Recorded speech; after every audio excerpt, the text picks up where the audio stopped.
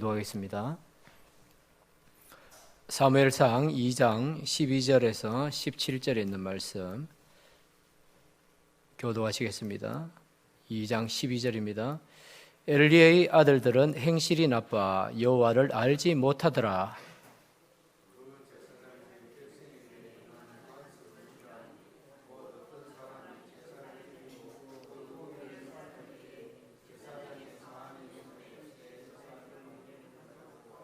그것으로 냄비에나 솥에나 큰 솥에나 가마에 찔러 넣어 갈고리에 걸려 나오는 것은 제사장이 자기 것으로 가지되 실로에서 그곳에 온 모든 이스라엘 사람에게 이같이 할 뿐 아니라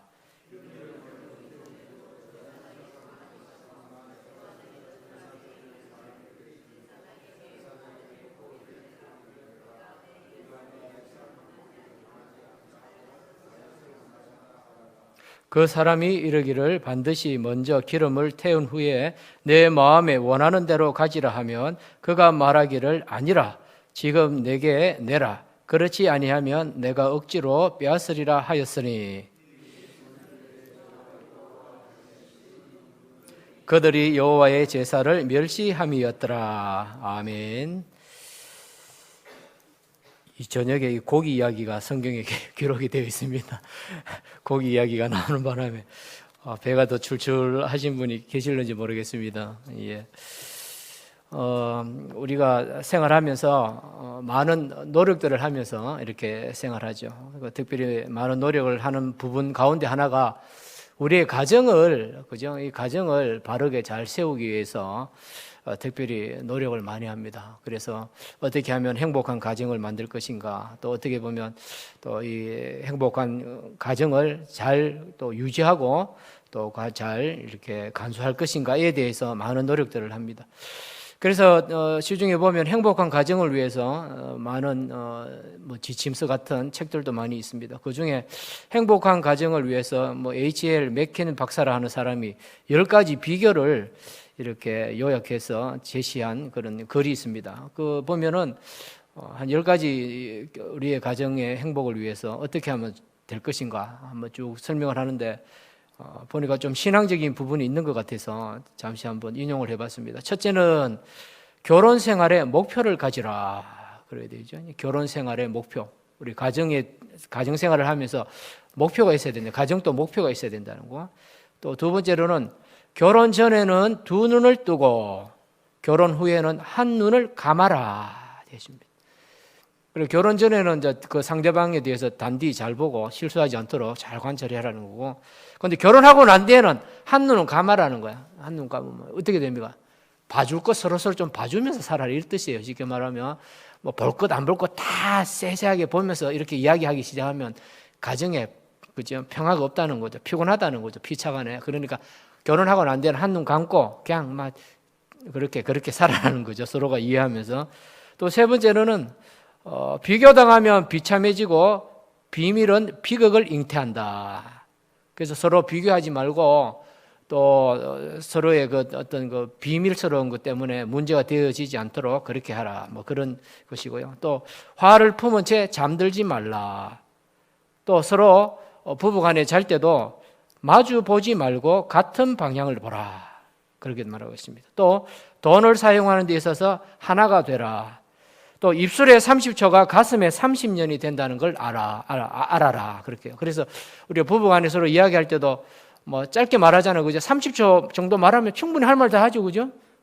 근데 그 30초 동안 내받는 그 말이 듣는 사람 입장에는 그 30년 가는 말들도 많이 있다는 말이에요. 그러니까 부부간에도 말조심을 해야 된다. 그런 취지인 것 같고요. 그리고 침실의 기쁨을 서로 유지하라.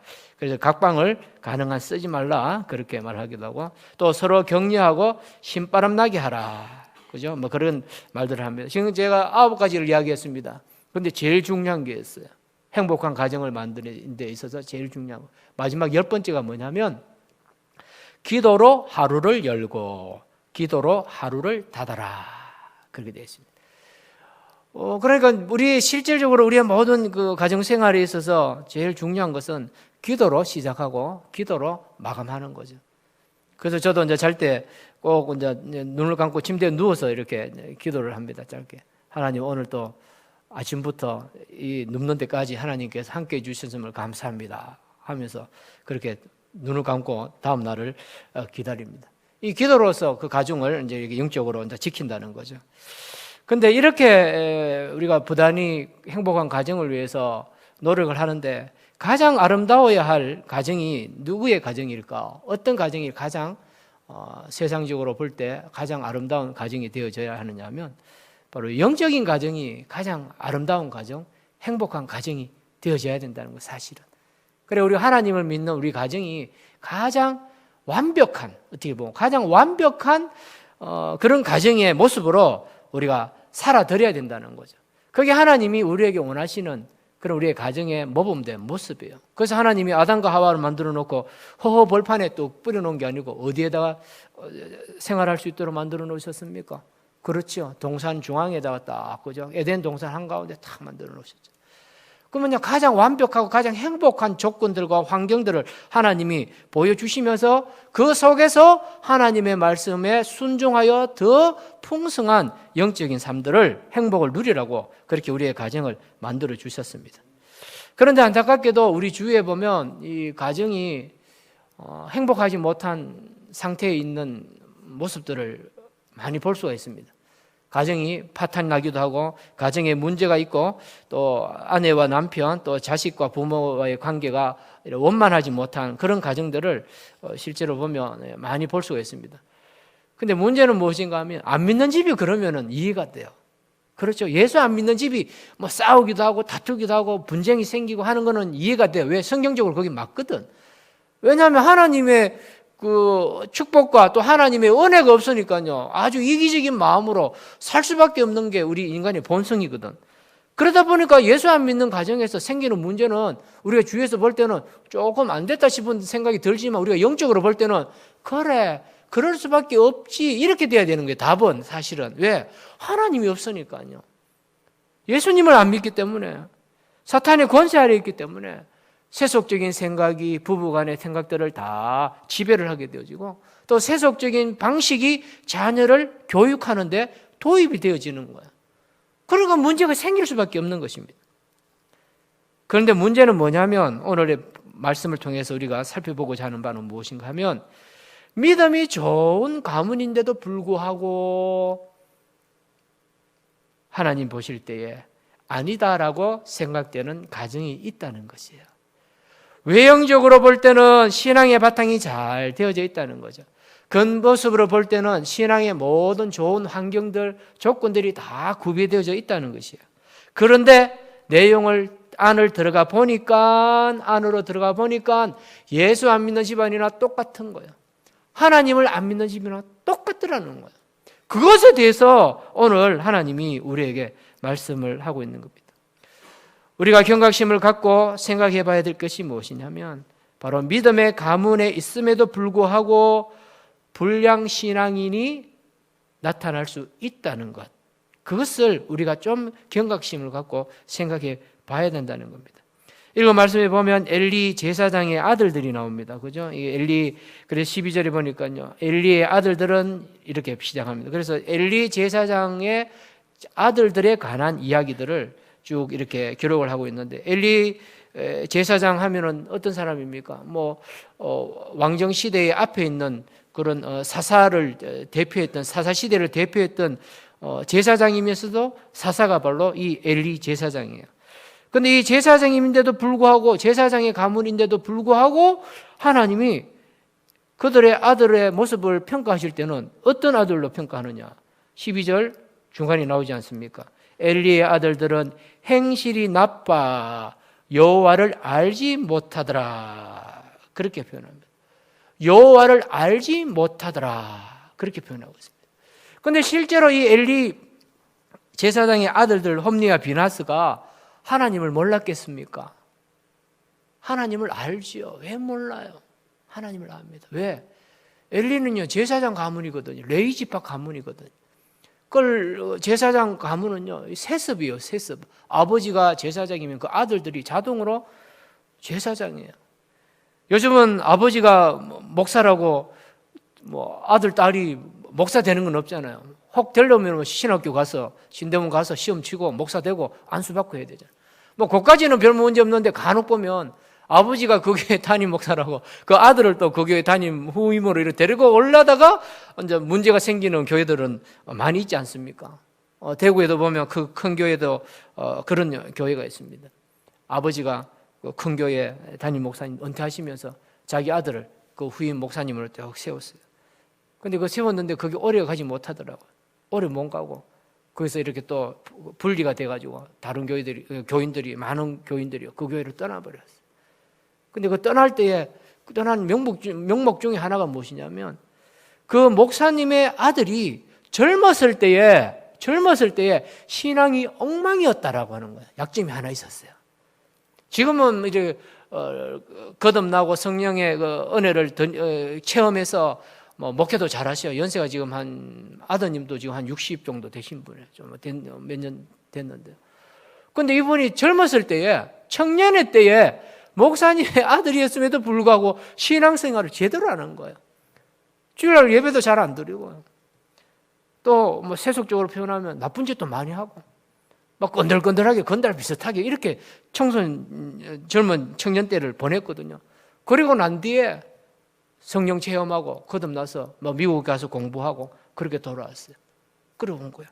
근데 그 목사님에 대해서 흠잡을 때에 뭘 흠잡았느냐면 젊을 때에 제대로 신앙생활 안 했잖아 하는 거 이게 흠이 돼가지고 교회에서 뭐 말썽이 되기도 하고 그랬습니다. 근데 제가 볼 때는 뭐 과거가 없는 분들이 어디 있겠습니까? 그죠? 우리 목사님들 중에 뭐 조폭 출신도 있고요. 뭐 일본에 있는 어느 목사님은 야쿠자 그 그룹의 그 부회장까지 하신 분이 계세요. 해서는 뭐 성령으로 거듭나서 찬양단을 만들어 가지고 뭐 세계를 누비면서 간증 집회하러 다니기도 하고 우리 한국에 와서도 찬양 집회 인도하기도 한 뭐 그런 분들도 계세요. 근데 중요한 것은 뭐냐면 한순간 아니면은 잘못된 생각으로 하나님에 대하여 별로 관심이 없거나 또 하나님을 제대로 알지 못했다 손치더라도 하나님을 알고자 하는 그런 노력들과 그런 열심들은 있었어야 된다는 거죠. 그런데 오늘 그 말씀을 보면 엘리 제사장의 그 아들들이 아예 뭐 처음부터 그 아들들에 관하여 언급을 하는데 바로 하나님이 뭐라고 말하면 행실이 나빠 여호와를 알지 못하더라 바로 쳐버리는 것입니다. 하나님은 마음에 확실하게 안 들었다는 겁니다. 하나님은 이런 표현을요 잘 안 씁니다. 마음에 안 든다. 행실이 나쁜 놈이다. 하나님을 아예 알지 못했다. 이런 표현 잘 안 써요. 어떤 사람들에게 하나님이 이런 극단적인 표현을 쓰느냐면 지금 상태나 끝이나 똑같은 사람 갖고 할 때 하나님 평가할 때 그렇게 말씀하는 거예요. 근데 한순간에 좀 부족함이 있어도 나중에 갈수록 하나님의 사랑을 받고 하나님 은혜로 거듭나고 새로워지는 그런 징조가 있는 자에 대해서는요 하나님이 이런 식으로 표현을 안 합니다. 포기적인 그런 표현을 쓰지 않는다는 것입니다. 그런데 엘리 제사장의 아들들은 아예 처음부터 하나님 앞에 낙인 찍혀버렸습니다. 죄인으로 악한 사람이라고 보니까 불량자라고 그렇게 표현하고 있지 않습니까? 불량자는 사악한 자다. 나쁜 녀석이다 이런 표현도 있고요. 또 하나님께 쓸모없는 자였다라고 하는 의미예요. 제사장이면 어떻습니까? 하나님 앞에 쓸모있는 사람입니까? 쓸모없는 사람입니까? 쓸모있는 자잖아요. 제사장이 하나님 앞에 바로 서야 일반 백성들에게 하나님을 보여주고 하나님에 대하여 설교하고 또 그들이 지은 죄에 대해서 회개하는 또 죄 용서함 받게 하는 그 매개가 바로 중보적인 역할을 제사장이 하거든요. 그런데 하나님이 뭐라고 말하느냐? 너는 쓸모없다. 제사장으로 쓸모없다라고 그렇게 말씀을 하고 있는 것입니다. 왜 그렇게 했습니까? 다른 것 아닙니다. 엘리의 아들들이 누구를 알지 못하더라? 여호와를 알지 아니하더라 되어 있습니다. 근데 여기 뭐 우리말로 그냥 알지 못하더라 이렇게 되어 있으니까요. 우리가 뭐 굳이 영어로 하면 know, 안다 할 때 know 뭐 이런 개념일 수 있잖아요. 그런데 여기 보면 원래의 뜻은 뭐냐면 존경한다, 경의를 표한다 이런 뜻이에요. 존경한다, 경의를 표한다 이런 뜻이에요. 그러니까 형식적으로는 엘리 제사장의 아들들은요 하나님에 대해서 알아요. 왜? 아버지가 제사장인데요. 성경을 요즘으로 말하면 목사님 집에서 애들 성경 많이 읽게 하잖아요. 그리고 또 뭐 어린이 대회 이런 데 가보면 전국 어린이 대회 이렇게 가면 꼭 입상하는 애들요. 입상하는 애들의 8, 90%가 누구 애들이냐면 다 교육자들 애들이에요. 뭐 성경 암송대회, 성경 고사, 성경 퀴즈대회 이런 거 하지 않습니까? 우리 남마선도 그런 거 하죠. 가을쯤 되면 아마 할 거예요. 그때 나가면요, 거기다가 교육자 자녀들이 다 우승하고 최우수상 받아요. 전국대회 가도 똑같아요. 8, 90%가 다 교육자 애들이에요. 그게 뭐냐면 교육자 애들이 뭐 시간적으로도 좀 제일 좀 여유가 있고 또 뭐 목사님이나 또 교육자들, 이제 사모님들이 애들을 이제 알차게 교육시키니까 그렇게 잘 배울 수 있죠. 좋은 성적을 얻을 수가 있지 않습니까? 근데 문제는 뭐냐면 그렇게 많이 알고 그렇게 많이 경험해도 그 아이들이 나중에 자라서 진짜 하나님을 인격적으로 영적으로 하나님을 인정하고 하나님을 존경하고 하나님을 사랑하고 하나님 중심의 그런 삶들을 살 때에 교육받고 지식적으로 안 것이 그것이 진짜 아는 거예요. 하나님을 아는 거예요. 근데 이게 보면은 엘리의 아들들은요, 하나님을 아예 알지 못하였더라. 우리 성경을 보면 하나님을 알지 못했다라고 할 때는 크게 세 가지 의미를 갖고 있습니다. 첫째가 뭐냐면, 언제 하나님을 알지 못했다라고 하는 말을 쓰느냐면, 하나님을 하나님으로 인정하지 아니할 때, 제가 시간상 구절은 제가 말씀을 안 드릴게요. 하나님을 하나님으로 인정하지 않는 삶을 살 때에 그 사람은 하나님을 알지 못한다, 이렇게 표현하고, 두 번째는 무엇이냐면 하나님을 두려워하지 아니할 때 하나님을 알지 못한다, 그렇게 표현해요. 그리고 성경은 세 번째는 뭐냐면 하나님을 업신여기고 하나님을 대적하는 행위를 할 때에 하나님을 알지 못하도다, 그렇게 표현을 씁니다. 그러니까 이 엘리 두 아들들은요, 결국은 어떻게 말할 수 있습니까? 하나님을 알지 못했으니까요. 하나님을 하나님됨을 인정하지 아니하는 삶을 살았고, 하나님을 두려워하지 아니했고, 하나님을 업신여기고 하나님이 싫어하는 일을 마음껏 했다는 거예요. 문자적으로는 엘리의 두 아들들은요, 하나님을 많이 알았어요. 형식적으로는 하나님을 아는 것처럼 보였어요. 체면적으로는 하나님을 아는 것처럼 보였어요. 그러나 그의 삶이, 그의 마음 중심에, 인생의 중심 가운데는 하나님 두려워하는 마음 하나도 없는 거예요. 하나님 무서워하는 마음 하나도 없는 것입니다. 이들은 형식적으로 보면 영적으로 이미 기득권을 다 가지고 있지 않습니까? 영적으로 좋은 환경이 있었지 않습니까? 아버지로부터 하나님을 알 수 있는 기회가 주어졌잖아요.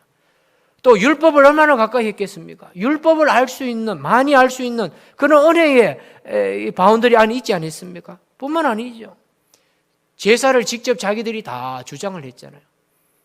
적어도 이 엘리 제사장은 이 많은 제사장들 중에 또 대제사장이었지 않습니까? 그리고 아버지 옆에서 제사, 하나님 앞에 희생 제사를 드리는 그 제사의 그 은혜의 수단들을 보면서 살아왔지 않습니까? 그래서 내가 잘못하면 적시 회개하면 하나님이 나의 죄를 용서해 주시고 또 하나님의 은혜를 덧입을 수 있다는 이런 신앙을 보고 배웠다는 것입니다. 그런데도 하나님을 무시하는 그런 삶을 살았다는 것이 하나님의 진노의 대상이 되어졌다는 것입니다. 좋은 환경에 있지만 하나님을 제대로 안 믿는 사람들도 있지만요, 반대로 어려운 환경 속에서 더 하나님을 잘 섬기려고 애쓰고 노력하는 성도들도 우리 주위에는 또 많이 있다는 거죠. 그래서 보면은 불신 가정에서 이제 신자가 된다는 것이 얼마나 어려운지 보면은 여러 경우들을 우리가 볼 수 있지 않습니까? 부모나 형제들이 전혀 이해를 해주지 않으잖아요. 전혀 신앙적인 도움을 주지 않지 않습니까? 외롭게 신앙생활하는 사람들도 있고요. 또 어떤 경우에는 부모로부터, 형제들로부터 모진 핍박을 당하고 또 고난을 당하는 그런 경우들도 있습니다. 안 믿는 부모가 돌아가시면서 너에게는 한 푼도 내가 상속으로 줄 수 없다. 딱 한 가지 이유 때문이거든. 네가 예수 믿기 때문에 난 네한테 한 푼도 주기 싫다. 이렇게 하고 돌아가시는 부모들도 있고요. 그런 사람들 보면 참 얼마나 우리가 안타까워하고, 그죠? 참 안 됐다 생각합니까? 그런데 그 반대되는 경우도 있다는 거죠. 좋은 환경 속에 있으면서도 진실로 하나님을 만나지 못하고 진실로 하나님을 위해서 우리의 삶을 다 드리지 못하는 그런 안타까운 그런 모습들도 생겨날 수 있다는 것입니다. 우리가 오랫동안 신앙생활 하다 보면 하나님에 대한 감동은 좀 별로 없고, 무엇에 이제 익숙해질 수 있느냐면 기독교 문화에 좀 익숙해질 수 있어요. 문화적인 것. 문화에 익숙해져 버려요. 그래서 교회에서 일어나는 이렇게 문화적인 그런 혜택들은 다 이렇게 누리면서 사는 거죠. 그래서 뭐 아이가 태어나면 유아세례 당연히 받아야 되는 것이고, 그죠? 또 유아세례 받고 어느 정도 또 자라면 입교해야 되는 것이고, 또 어린아이가 또 나중에 또 좀 자라면 또 세례 받아야 되고 학습 받아야 되고, 또 결혼 때가 되어지면 뭘 받습니까? 또 목사님 주례해서 또 결혼식도 하잖아요. 근데 형식적인 거는 다 우리가 그 기독교 문화이기 때문에요. 다 거기에 익숙하고 또 그거에 당연히 따라가잖아요. 믿음의 가정에서 아이 태어났는데 그렇게 하는 분이 있고, 난 하나님에 대한 확신이 없어. 아직까지 나 우리 아이에게 유아세례 못 주겠어. 이렇게 하면서 유아세례 안 드리는 분이 있습니까? 없어요. 다 줘요. 다 줘요. 근데 애들 키워놓고 나중에 보면 아이들이 뭘 중심으로 삽니까? 세속적인 사고방식에 젖어가지고 그렇게 사는 거예요. 하나님 중심으로 사는 자녀들 보기 드물다는 거예요. 얼마나 안타까운지 몰라요. 그래서 어느 목사님이 자기 교회 청년들 이렇게 결혼식 하면서 주례를 이렇게 하셨습니다. 주례하시면서 주례하면서 좋은 말씀, 설교 말씀 쭉 하시고 난 뒤에는 뒤에 가서 이런 말씀을 하시는 거예요. 뭐냐면, 신랑 신부 오늘 결혼식 이렇게 했는데 만약에 신랑 신부가 살다가 마음이 안 맞아서 이혼할 경우에는 여기 오신 축하객들이 낸 축의금의 5배를 되돌려 주겠느냐고 그렇게까지도 묻는 목사님이 계세요. 그러니까 우리 예수 믿는 사람들이 이제 끼리 서로 결혼을 해서 그죠? 뭐 사별했다든지 또 뭐 엄난 죄를 뭐 범했다든지 이런 경우는 또 우리 성경에서 다 그죠? 뭐 또 갈라쓸 수 있는 그런 근거들을 다 주시지 않습니까? 그런데 예수 믿는 처녀 총각들도 결혼했단 말이야. 마음 안 맞다고 말이야. 이혼해버리고 굉장히 많은 거예요. 근데 그 교회에 그것도 소문도 안 내잖아요. 그냥 조용히 사라지는 거예요. 젊은 부부들이 조용히 교회에서 사라지면요, 대도시에 있는 교인들, 목사님들은 좀 짐작을 해요.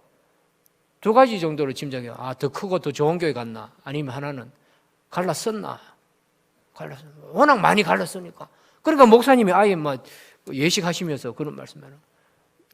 만약에 갈랐으면 지금 와서 성도님들이 축의금 냈는데 축의금 곱하기 5배. 물론 내일 각오하고 결혼식 하느냐고.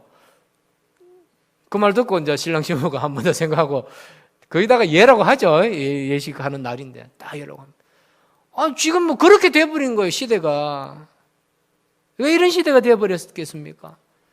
기독교 문화에는 익숙한데 오늘날 우리 젊은이들, 특히 우리 젊은이들 기독교 문화에는 익숙한데 그 부모 때의 그 신실한 신앙의 핵심적인 살아있는 그 체험적인 신앙은 우리 자녀 때에 이게 잘 안 넘어가더라는 거예요. 잘 전수가 잘 안 된다는 거예요. 교회 생활은 우리 자녀들이요 잘해요. 근데 그 교회 생활 하는 게 뭐냐? 문화적인 차원에서, 기독교 문화적인 차원에서 그냥 생활이 익숙하기 때문에 그냥 그렇게 하는 거야. 그냥 그렇게 하는 거야. 그렇게 하는 걸 갖고 하나님은 너희들이 나를 안다 하지 않는다는 거야. 한글 번역에는 여호와를 안다, 여호와를 그들이 알지 못하더라 이렇게 표현했지만 하나님을 존경하지 아니하더라. 하나님을 경외하지 아니하더라. 그렇게 말합니다. 그래서 하나님에 대한 신앙이요, 우리 신앙의 제일 바탕이 되어져야 돼요. 하나님을 경외하는 거죠. 하나님이 어떤 분인가에 대해서 우리 부모 때에 우리 자녀들에게 잘 가르쳐줘야 돼요. 또 이번 명절에 또 우리 사랑하는 자녀분들이 타지에서 또 오시지 않습니까? 오시면요, 이걸 우리 어르신들이 확인하셔야 돼요. 신앙생활 잘하고 있는지, 매일 기도하는지, 성경 읽기는 잘하고 있는지 이것을 늘 점검하셔야 됩니다. 보통 각 교회들마다 새 가족들이 오면요, 처음 예수 믿는 사람들이 오면 성경 공부를 합니다. 기초 교리 공부 이렇게 많이 하지 않습니까? 교리 공부를 하면 제일 먼저 배우는 것이 뭐냐면 교회 생활 이런 거 안 배워요. 직분론 이런 거 안 배웁니다. 뭐부터 배우겠습니까? 그렇죠. 하나님에 대해서 배웁니다. 하나님에 대해서. 하나님은 어떤 분입니까?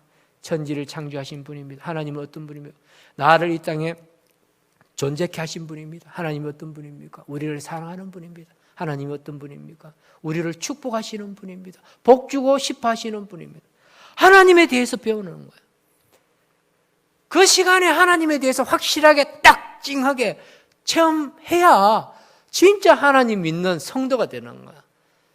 근데 그때에 하나님에 대해서 아는 바가 없으면, 체험하는 바가 없으면 뭐밖에 안 된다? 그렇죠. 교인밖에 안 돼요. 교인밖에. 성도는 절대로 안 됩니다. 그래서 우리가 보통 성도, 교인 구분하잖아요. 성도, 교인, 직분자 구분하잖아요.